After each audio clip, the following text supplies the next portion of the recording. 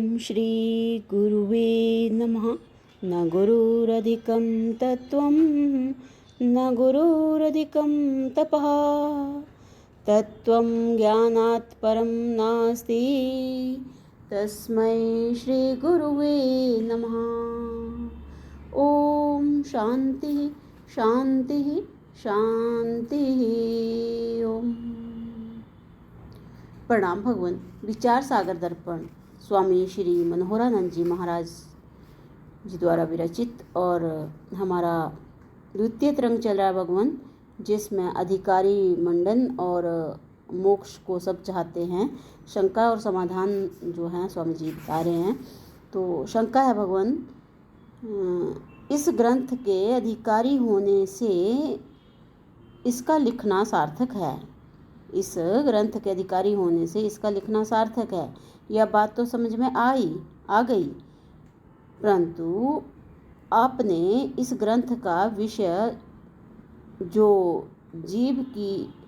जीव ब्रह्म की एकता बतलाई, वह समझ में नहीं आई, क्योंकि जीव अविद्या अस्मिता यानी कि बुद्धि और आत्मा के एकता की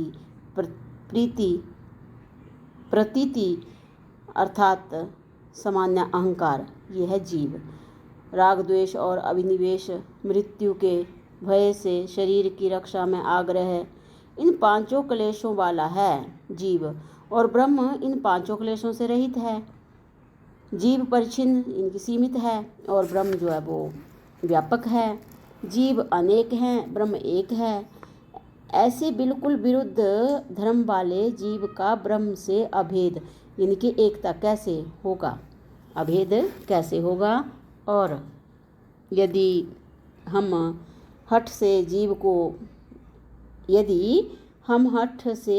ब्रह्म को एक समझने के लिए जीव को अनेक ना समझकर एक मानेंगे, तो एक जीव के सुखी दुखी होने से सभी को सुख दुख का भान होना चाहिए, और एक के मुक्त होने से सभी मुक्त होने चाहिए। तो समाधान में स्वामी जी बता रहे हैं, प्रिय वत्स, हमारे जीव ब्रह्म की एकता के तात्पर्य को ना समझने से ही तुम्हें यह शंका उठ रही है। हम सारे जीव की ब्रह्म से एकता नहीं करते। हम सारे जीव की ब्रह्म से एकता नहीं करते, किंतु जीव का जो अधिष्ठान कूटस्थ साक्षी भाग है, उस साक्षी और ब्रह्म की आपस में एकता करते हैं। और ये जो राग द्वेष सुख दुख बंधन मोक्ष हैं, ये सब अंतःकरण के धर्म हैं। इसी बात को कहते हुए स्वामी श्री निश्चला दास जी महाराज लिखते हैं, साक्षी ब्रह्म स्वरूप इक, नहीं भेद को गंध, राग द्वेष मति के धर्मता में मानत अंध। और अंतःकरण अनेक हैं, इसलिए एक के सुखी दुखी होने से सब सुखी दुखी भी नहीं होते। अगली शंका है भगवान कि भगवान आपने एकता करते समय अंतःकरण इत्यादि को छोड़कर केवल साक्षी भाग से ब्रह्म की एकता बतलाई। सो साक्षी यद्यपि सुख दुख से रहित है, किंतु एक नहीं नाना है, क्योंकि जैसे मेरा साक्षी मेरे अंतःकरण के सुख को और अंतःकरण के धर्मों को जानता है, वही साक्षी यदि सब में एक होता तो सबके अंतःकरण के धर्मों को भी जानता। किंतु हम देखते हैं कि सबका साक्षी अलग अलग अपने अपने अंतःकरण के धर्मों को जानता है, इसलिए वह एक नहीं अनेक है और ब्रह्म एक है, ऐसा वेद का सिद्धांत है। तो फिर साक्षी और ब्रह्म की भी एकता कैसे हो सकती है? तो समाधान उत्तर में स्वामी जी बता रहे हैं, हे सौम्या, यह जानना इत्यादि अंतःकरण के धर्म हैं, ना कि साक्षी के। जानना इत्यादि जो है वो अंतःकरण के धर्म है, ना कि साक्षी के। साक्षी तो केवल उस वृत्ति को सत्ता व स्फूर्ति देने वाला तथा प्रकाशक है। उस वृत्ति की उपाधि से उस प्रकाशक चेतन का नाम साक्षी पड़ता है। वृत्ति की उपाधि से उस प्रकाशक चेतन का नाम साक्षी पड़ता है और वृत्ति का जो नानापन तथा वस्तु को जानना इत्यादि क्रियाएं हैं, उनका मिथ्यारोप उस शुद्ध चेतन में होने से हम उस शुद्ध चेतन को भ्रांति से जानने वाला तथा अनेक मानते हैं।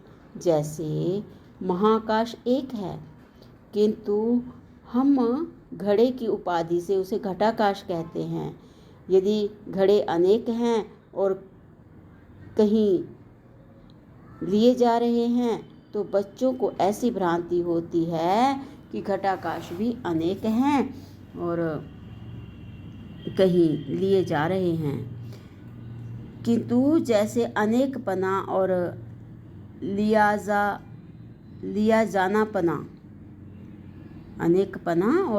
जानापना दोनों घड़े के धर्म हैं और हमें घटाकाश में भ्रांति से प्रतीत होते हैं, ठीक इसी प्रकार किसी वस्तु को जानना और नानापना ये सब अंतःकरण की वृत्ति के धर्म हैं, परंतु साक्षी में मिथ्या प्रतीत होते हैं।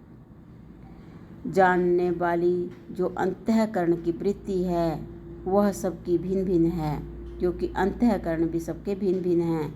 इसलिए हम एक दूसरे के सुख दुख को नहीं जान सकते, किंतु साक्षी जो शुद्ध चेतन है वह तो सब में एक है। अतः उस प्रकाश रूप एक साक्षी की ब्रह्म से एकता हो सकती है। जैसे सामान्य प्रकाश रूप बिजली सब बल्बों में एक है, किंतु बल्बों की उपाधि से जो विशेष प्रकाश बनता है वह भिन्न भिन्न होता है। लाल बल्ब की उपाधि से लाल, हरे की उपाधि से हरा और सफ़ेद की उपाधि से सफ़ेद प्रकाश दिखता है और ये भिन्न भिन्न प्रकाश भिन्न भिन्न पदार्थों को प्रकाशित करते हैं। अब यदि कोई ऐसा कहे कि सामान्य प्रकाश रूप बिजली सब जगह एक है, तो जिस समय मेरे इस मकान में मेरे यहाँ जैसा लाल प्रकाश क्यों नहीं होता, तो हम कहेंगे कि यद्यपि वह सामान्य प्रकाश तो सब जगह एक है, किंतु मकान को प्रकाशित करना उसका धर्म नहीं है। वह तो केवल बल्बों को सत्ता देने वाला तथा प्रकाशित करने वाला है। किंतु मकान में प्रकाश फैलाने वाले बल्ब सबके भिन्न भिन्न हैं, इसलिए एक बल्ब को जलाने से सब बल्ब नहीं जलते।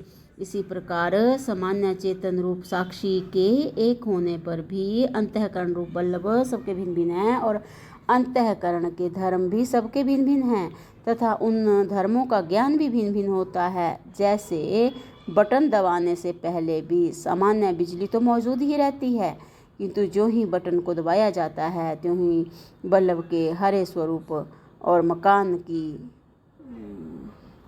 वस्तुओं का प्रकाश होता है।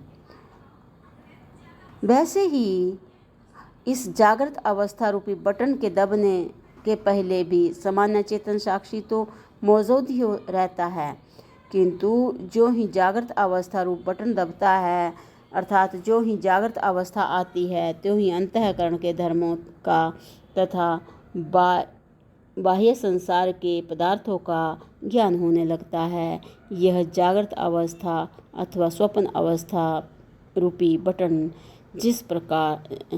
जिसका जहाँ जहाँ और जब जब दबता रहता है उसको वहाँ वहाँ और तब तब ज्ञान होता रहता है।